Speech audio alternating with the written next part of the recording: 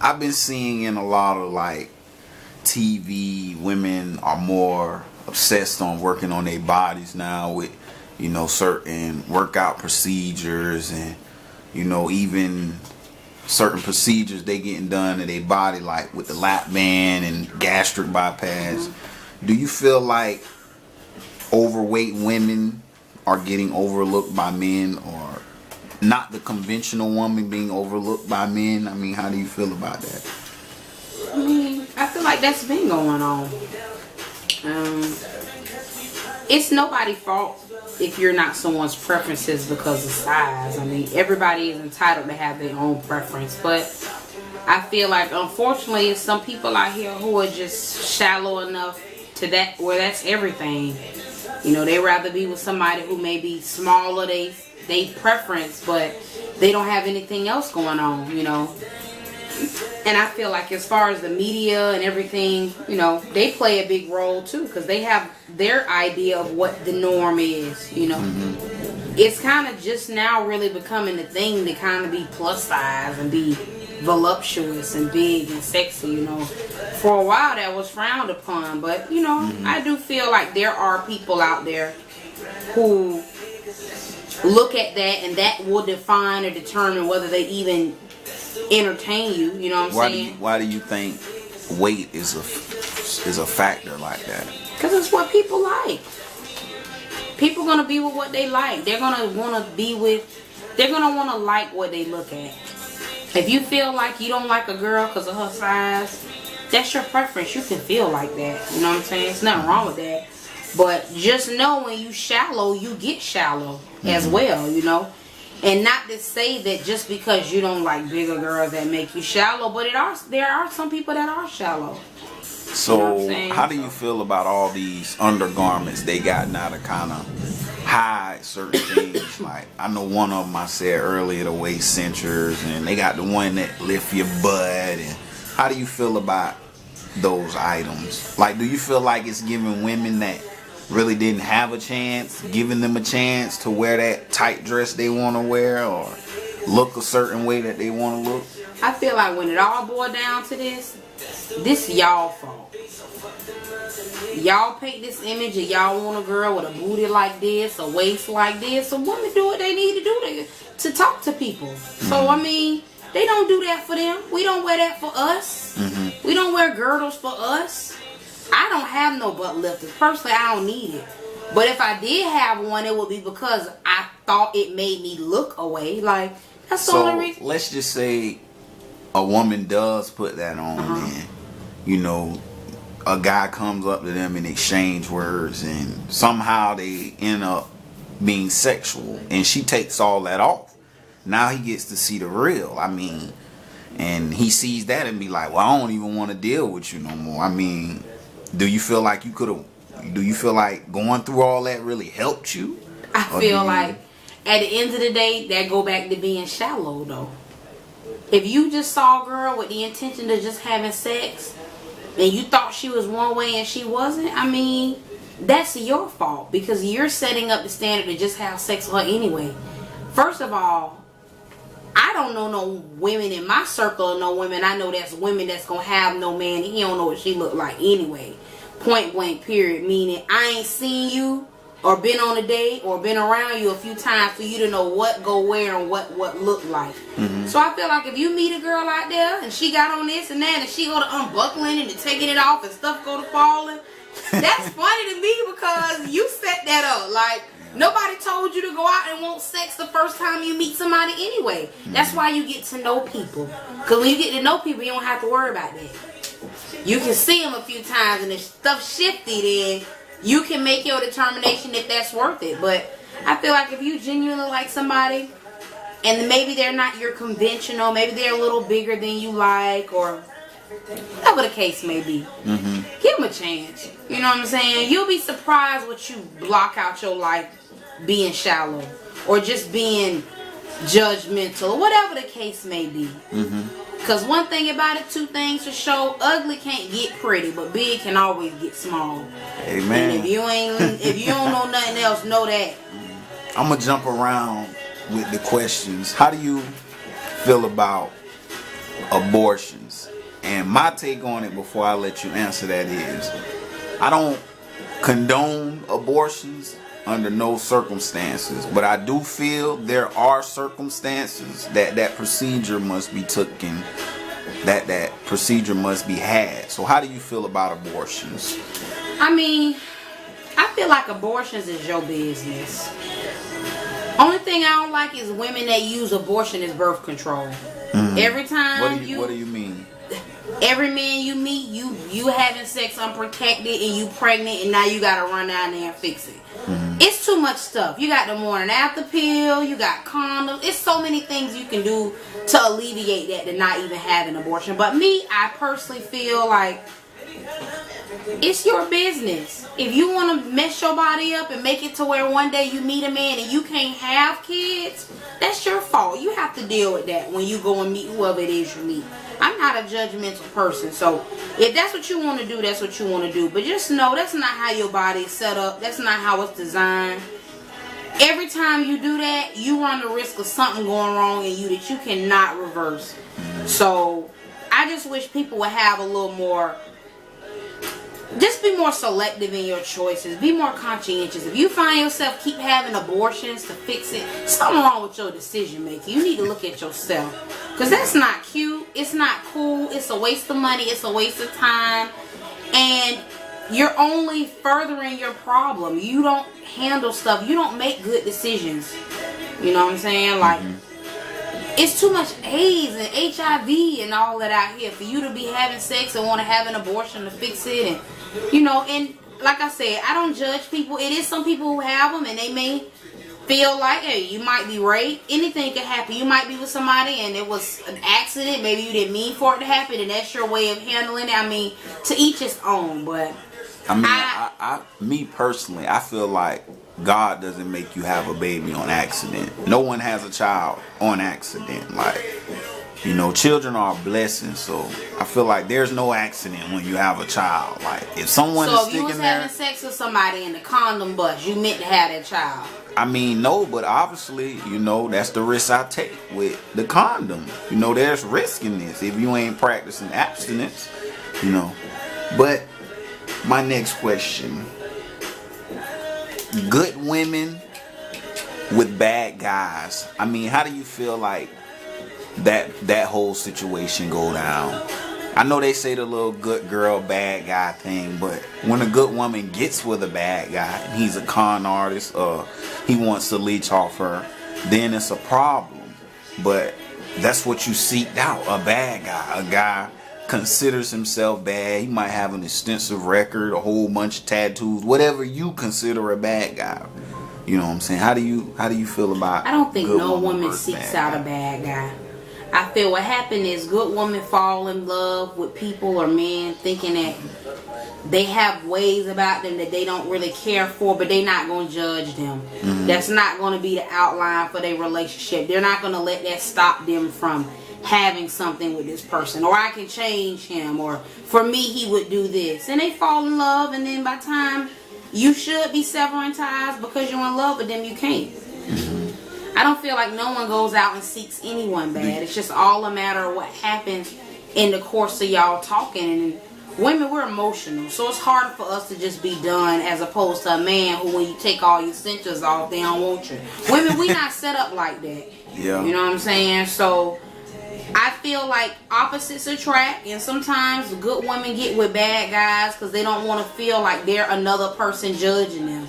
They want to feel like, okay, you know what, I like this and this about him, I'm going to give him a fair chance, but sometimes it's not. Now, I'm an optimistic, so I look at both situations from both sides. And what you said is true, but do you feel there are women that dates a bad guy just for the, you know, the physical about it? Like, oh, she's with a bad guy, she got a little gangster, and like, dude, I don't know women like that.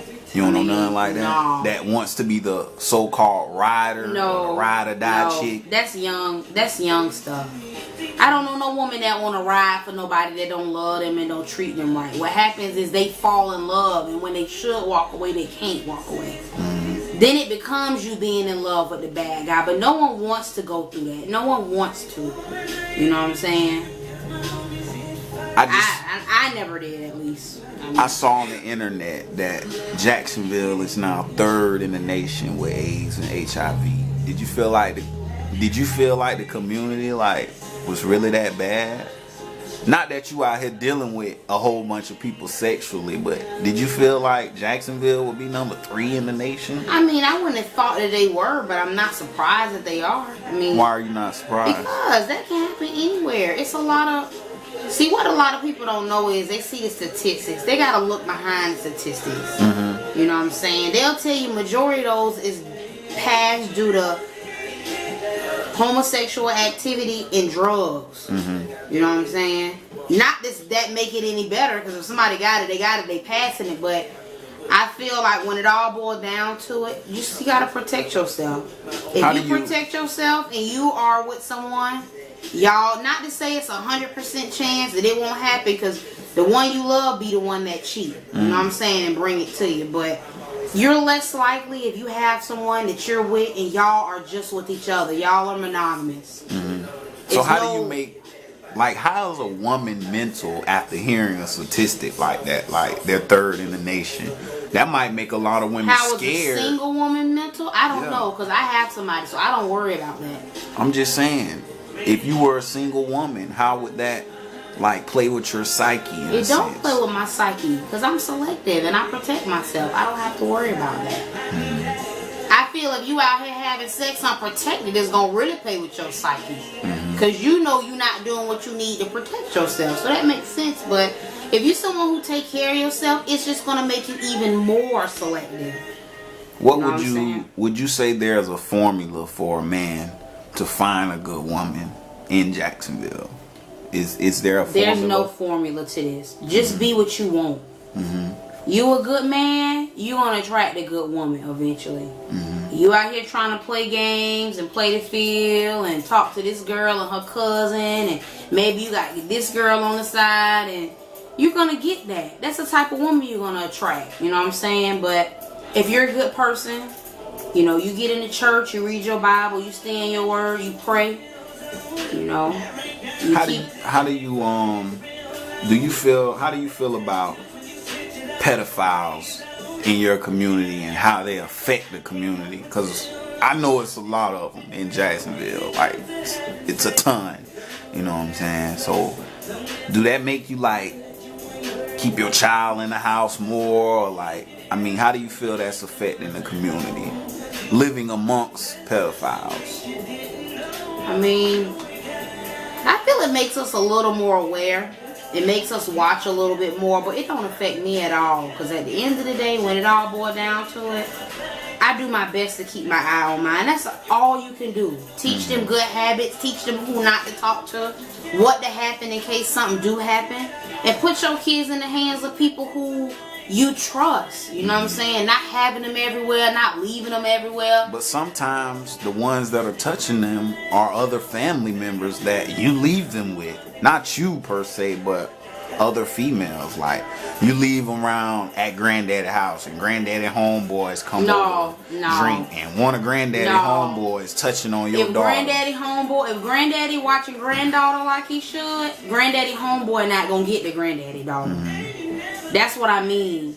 You have to leave them around people you trust. Not just someone who convenient because you got somewhere you want to be. Mm-hmm. Someone you trust. Someone you know in your mind, okay, he going to be watching her. He going to be watching him. Mm-hmm. You know, so that's just my opinion of it. Like, they don't faze me much. I just keep my eyes on mine. When we in the store, you where I'm at. You want to go and stay at somebody's house, you can't go. And you teach them, this person touch you here, do this or do that, that's not right. You teach them what they need to know to fight that. But I don't feel like they affect me. I do feel they do make the community kind of on edge, because now everybody looking at, like, I am an avid sexual predator offender registry checker. I get emails when you move in my area. So you look them up frequently? Yes. Okay. You got to. You got to know your surroundings. That's true. You know, and not to say they got me under any hostage, but if you stay next door, I need to know. Mm-hmm. You know, you might just, you know, I need to know. What you don't know will hurt you. That's all truth, yeah. What do you feel about, you know what I'm saying, the progression of technology? Like, I'm pretty sure you can remember when you was in middle school, you had that Razor, or maybe you had a Razor, or you had the little Nextel. I had a Nokia with polyphonic ringtone. With the little snake game, and now we got iPhones and Blackberries and, you know, megaphones. Like, what do you feel like the progression of technology will be in the next 20 years? Do you think it'll be like iRobot? No, I don't think it'll be like iRobot, but I think it's going to continue to progress.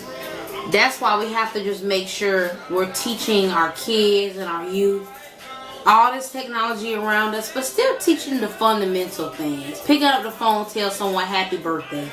You know, going and seeing your grandma when she's sick. Like, just doing those things that are pure and from your heart, not convenient. Because everything that ain't convenient is good. You know, I feel like due to the technology, the younger kids are smarter now.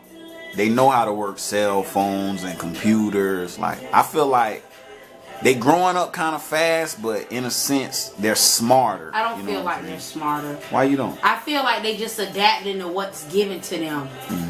You got to think about it. Back in the day, I know people who graduated with me in my class, a lot of this technology stuff we didn't have. You couldn't take a calculus test and have this calculator. Use it. You were forced to use your brain. So you feel like certain technology it's making us lazy. Makes you lazy. Yeah, it ain't making us smarter. Our kids are just learning. Our kids from a beginning. I've seen kids as young as 2 or 3 years old on an iPad and know how to get into it and unlock it and use it. But these same kids grew up and don't know how to go to the library to use a catalog to find a book. I don't think that make you smarter, you know. But at the end of the day, it's all a matter of what you subject your kids to, you know. Like, it is good for them to know it. Computers, they say, are the way of the world. I'm not saying that they don't need to know it. I'm just saying you should do your best to keep your kids as normal as possible. They say exposing them to that type of stuff, but all in moderation as well. That's how I feel. Everything in moderation. And do you feel like video games that come out, do you feel they, in a sense, make a child fat because they just want to sit on the game? Like, when I was coming up, we was outside most of the day. Like, it was video games back then, don't get me wrong, but we was outside playing football or manhunt, or we were more outside children. I find today they're more inside children. Like, they want the computer, they want the game, they want the Kindle. Do you feel like that's due to technology? I mean, I don't think it's due to a lot of things, you know. It's due to pedophiles that stay around. Maybe you don't want your kids outside and you don't want to sit outside to watch them. But it was pedophiles back then. There's always been pedophiles, but never on the level that they are now. These people snatch your kids out your yard. These people come in your house at night through your baby window and take your kids. This was not going on to this degree. Yes, it was happening, but this is in the news every day now. Kids getting taken out of Walmarts, kids getting snatched on elevators, kids getting stabbed. Like, this is a whole nother era. People are a whole nother sadistic type of breed. And I feel like, no, video games ain't making our kids fat, but you have to tell them to get off the game and take their ass outside. That's how I feel. You need to go outside, go run around. Like, that's on the parent. If anything, us as parents are making our kids fat. We're not feeding them like we should. A lot of McDonald's, not enough broccoli, you know, not enough running around school, you know, peas getting cut. They don't consider that sometimes a elective or whatever the case may be. It's some kids who play video games is in the best shapes of their life. It's just all a matter of the child and what you make them do. Get them in a sport. Get them in something athletic. Get them in something that makes them move. And when you come home, you can play that game, but that's after you done been outside half the day. My last question for you, we're finna wrap it up real quick. What do you feel about prenups in marriage? Do you feel like if you're wealthy, those are needed? Or do you feel like that's just something for a woman to protect her income? I mean, prenups is not For men or for women. Prenup is just for anybody that want to have an understanding to where this dissolves, this is how it's going.